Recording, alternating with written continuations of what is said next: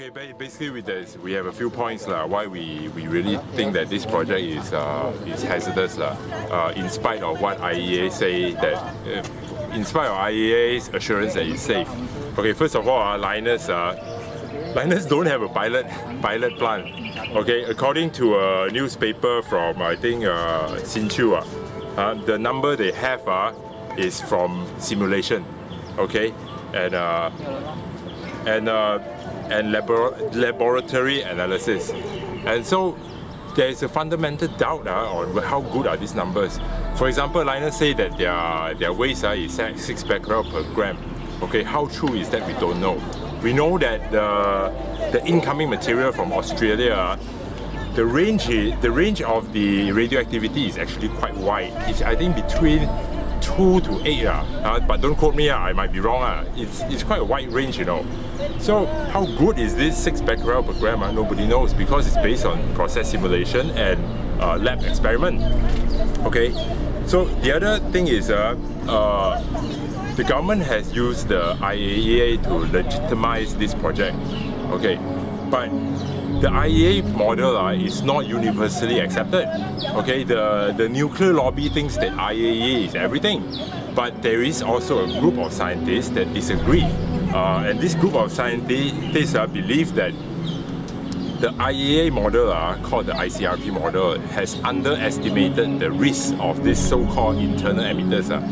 So basically, if this thorium dust is ingested or is inhaled, they believe that the risk is significantly higher than what IAEA says it is. Okay, and the third point is it's quite funny, because we are concerned that the pollution will affect the food chain. Now, in Lynas's radiological impact assessment, they agree with us.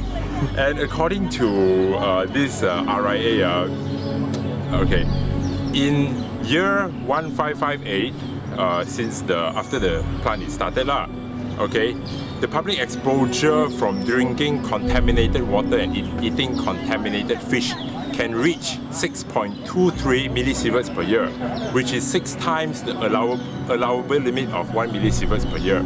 Okay, they themselves admit this, and this is computed using the ICRP model, which is, in our opinion, flawed because it underestimates the risk. So the actual risk is probably much higher than what they admit here, and even with this, it's already worrying already, you see. So the other point is the construction reliability of the plant. According to New York Times report, there's already some documentation of alleged flaws, design flaws and construction flaws of the plant. So we are worried about that also. And finally, when we look at how the original plant is supposed to be built in Australia, we look at the original proposal of how it's being built, how it was proposed to be done, and how it's done in Gebeng, you find a huge difference between the two proposals. Okay, for example, these are there are a lot of differences, but I'll just highlight a few. Okay, in Kuantan, they want to dump the waste on site, right in the middle of a populated area.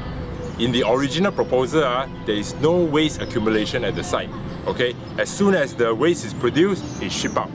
Okay, so shipped out back to Mount Well, where there is only 1,500 people staying 35 km away. Okay, it's very sparsely populated.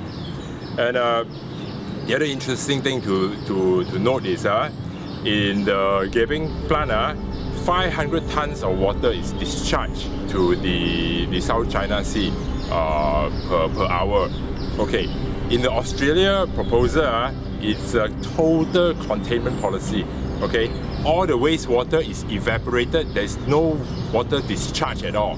Okay, and the residue from the evaporation will be buried, will be sent back to Mount Well for burial. Okay, so you see the two proposals is such a huge difference, and we don't feel safe that our proposal is so sloppy compared to how it's supposed to be done in Australia lah. Okay, and we believe what Lynas say is true lah, that they came to Malaysia because of cost. Yes, it is because of cost, but it is the cost of doing all these environmental controls that's driving up the cost.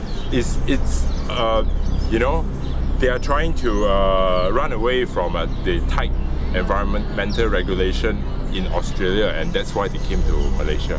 Okay, that's pretty much all I have here.